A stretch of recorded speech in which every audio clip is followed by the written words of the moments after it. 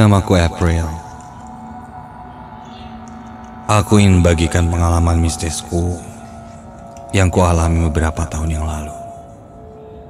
Ketika aku pindah ke sebuah kontrakan di daerah Cibubur. Sebuah kontrakan sederhana yang sejuk. Karena di halaman depan rumahku itu berdiri sebuah pohon durian yang cukup besar. Ranting dan daunnya rimbun. Namun sayangnya, ketika itu belum berbuah. Dan katanya, memang pohon durian itu tidak pernah berbuah. Entahlah. Di sana aku tinggal dengan kakakku. Dia juga yang mengajakku untuk pindah ke sana. Kakakku mendapatkan pekerjaan di dekat ibu kota.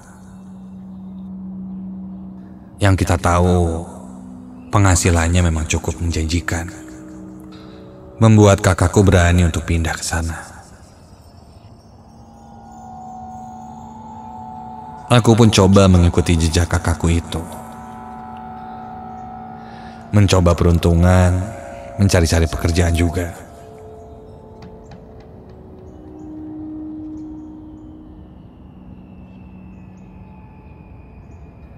Hingga sampailah pada hari itu. Baru sekitar 3 hari aku tinggal di kontrakan itu. Hari itu aku pulang cukup larut. Badanku cukup lelah setelah seharian beraktivitas di luar.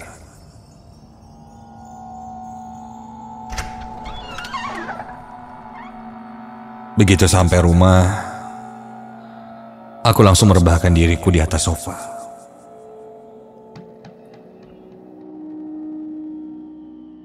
Mataku sangat berat. Mengantuk. Belum sempat bersih-bersih, aku pun dengan cepat langsung terlelap.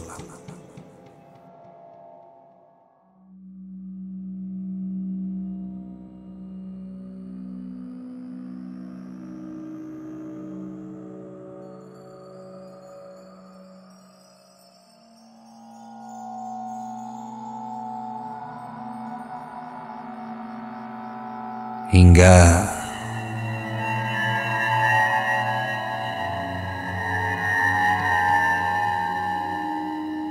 aku tiba-tiba saja terbangun.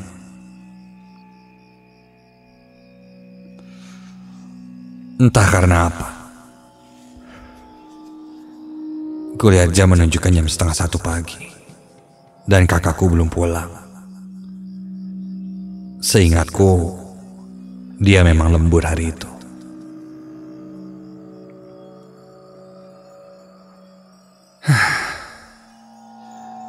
Aku pun kembali berbaring di atas sofa untuk mengistirahatkan badanku sambil menunggu kakak pulang. Sesaat ketika aku akan terpejam,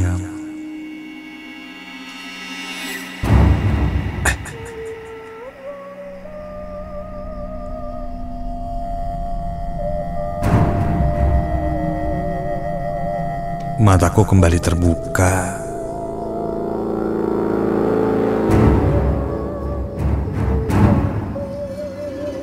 Ketika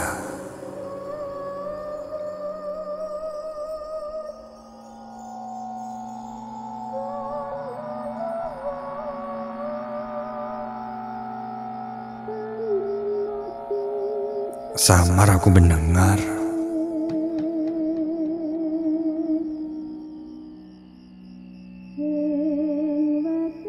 suara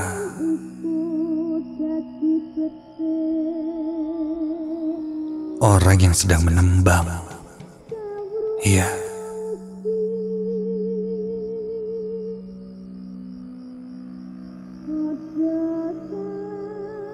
Seperti bersenandung.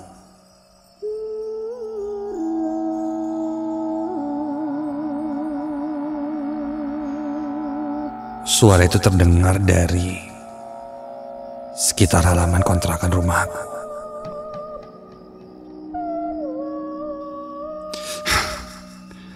Aku meyakinkan diri bahwa apa yang kudengar itu benar-benar bukan mimpi.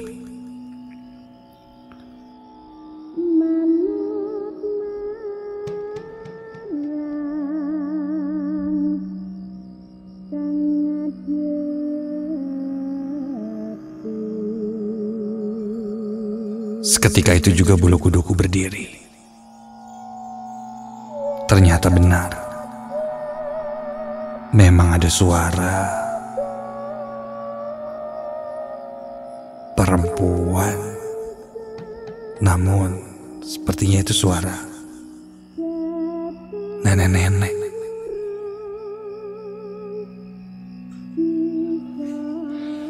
Yang sedang bersenandung di halaman depan.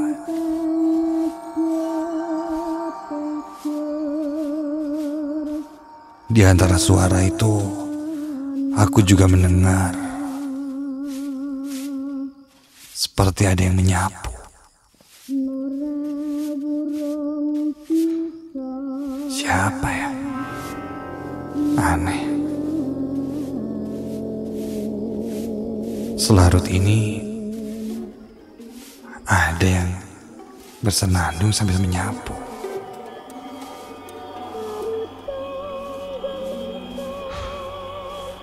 Suaranya jelas seperti nenek-nenek.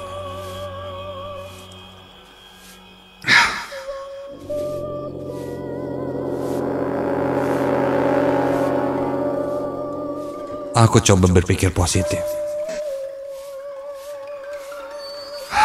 Mungkin itu pembantu tetangga kontrakan sebelah aku. Aku pun menghubungi kakak untuk menanyakan posisinya sudah di mana. Namun tidak bisa.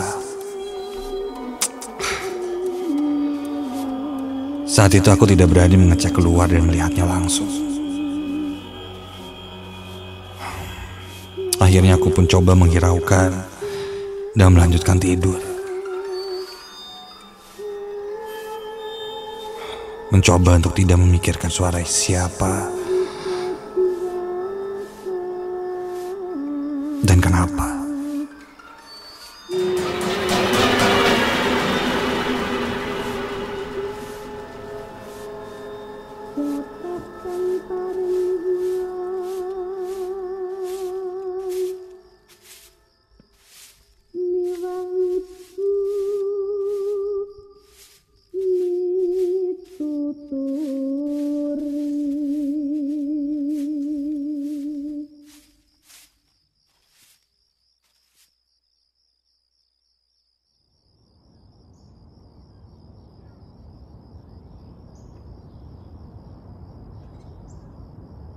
Singkat cerita, hari sudah pagi.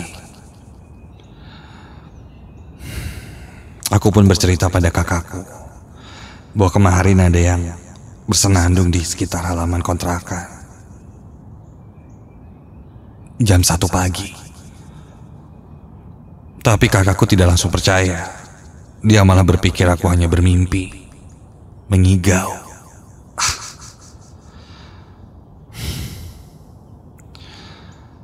Aku tidak mau ambil pusing. Aku coba melupakan kejadian yang sebenarnya janggal untukku. Siangnya ketika aku sedang duduk di teras kontrakan, aku melihat pohon durian besar itu. Entahlah, aku merasa kejadian semalam ada kaitannya dengan pohon itu. Hingga pandanganku teralihkan ketika aku melihat pembantu tetanggaku yang sedang mengambil jemuran. Aku coba mendekatinya dan bertanya, "Mbok, semalam Mbok ya yang nyanyi-nyanyi sekitar jam 1:30 pagi sambil nyapu. Itu Embo ya? Dia pun kaget dan bilang dia tidak melakukan itu. Namun wajahnya seperti menyembunyikan sesuatu. Yaudah, makasih Ambo.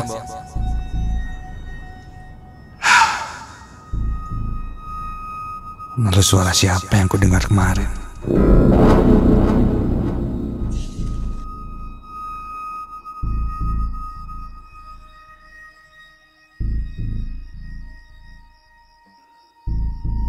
Malam pun tiba.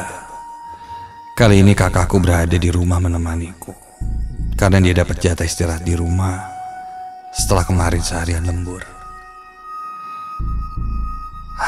Untungnya aku sudah lupa kejadian malam sebelumnya. Kita mengobrol hingga larut malam. Dan sekitar jam 11 malam kita pun tidur. Tapi tidurku tidak begitu nyaman. Gelisah. Hingga sekitar hampir jam 1 pagi, aku terbangun untuk buang air kecil. Setelah beres dari kamar mandi, aku kembali ke tempat tidur untuk melanjutkan tidur. Namun ketika setengah mataku mulai terpejam, astaga, aku mendengar lagi. Ya, aku mendengar lagi suara itu. Kini terdengar lebih jelas dari sebelumnya. Suara nenek-nenek yang sedang menembang dengan bahasa Jawa. Suaranya sangat jelas namun lirih.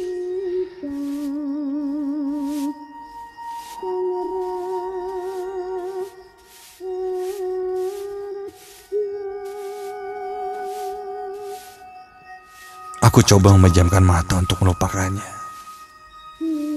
Namun suara itu terdengar semakin jelas. Dan ya, diiringi dengan suara menyapu yang cukup menggangguku. Penasaran, akhirnya aku coba memberanikan diri dan mendekatkan telingaku ke tembok yang ada di dekat jendela luar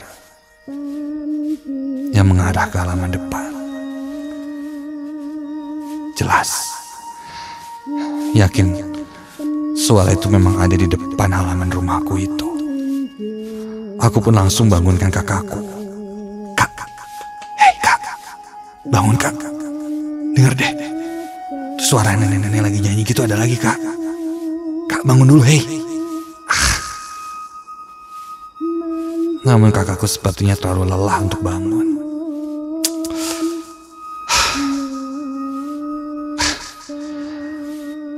Aku pun lalu coba memberanikan diri melihat keluar dari arah jendela. Perlahan aku buka gorden jendela itu. Ketika aku intip dari balik gorden jendela, ya Tuhan, ya, benar saja. Di bawah pohon durian itu kulihat ada seorang nenek-nenek yang badannya sudah bungkuk, dengan rambut putih yang terurai berantakan, sedang menyapu dengan sapu lidi di tangannya. Dia berjalan mengitari pohon durian itu. Aku terus memperhatikannya sampai dia pun berjalan menyapu ke balik pohon itu.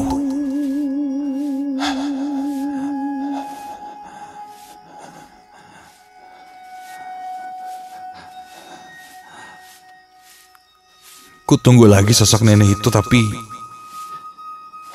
kok dia tidak muncul lagi. Seakan-akan menghilang di balik pohon itu. perlahan aku pun menutup gordennya.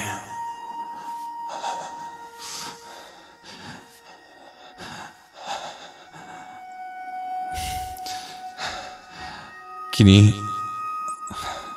aku pun coba kembali ke tempat tidurku. Ketika aku berbalik, astaga! Tepat di belakangku kini berdiri seorang nenek tua dengan rambut putih berantakan dan wajah yang menyeramkan. Mukanya penuh dengan belatung dan matanya hitam.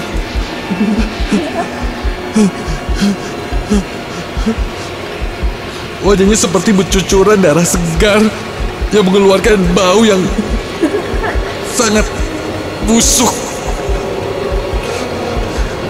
Dan dia tersenyum seperti menertawaiku.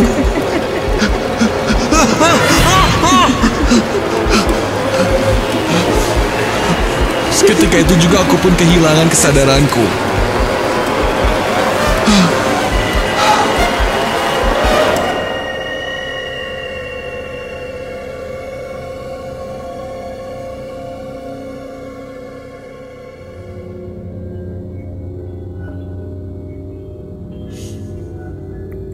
Ketika terbangun, aku sudah bersama kakakku yang katanya aku tidur dekat jendela. Badanku panas dan dia menyuruhku istirahat. Aku coba ceritakan apa yang kualami semalam, namun kakakku tetap tidak percaya. Singkat cerita, siang itu aku coba bertanya ke salah satu tetanggaku yang sudah lebih lama tinggal di sana. Ketika aku menceritakannya, dia pun tersenyum mendengar ceritaku, seolah-olah hal itu sudah biasa. Dan ternyata memang beberapa orang di daerah itu sudah biasa mendengar suara nenek itu. Dulu, sebelum tanah ini dijadikan kontrakan, tempat ini adalah sebuah tempat pemakaman keluarga yang sudah dialihfungsikan.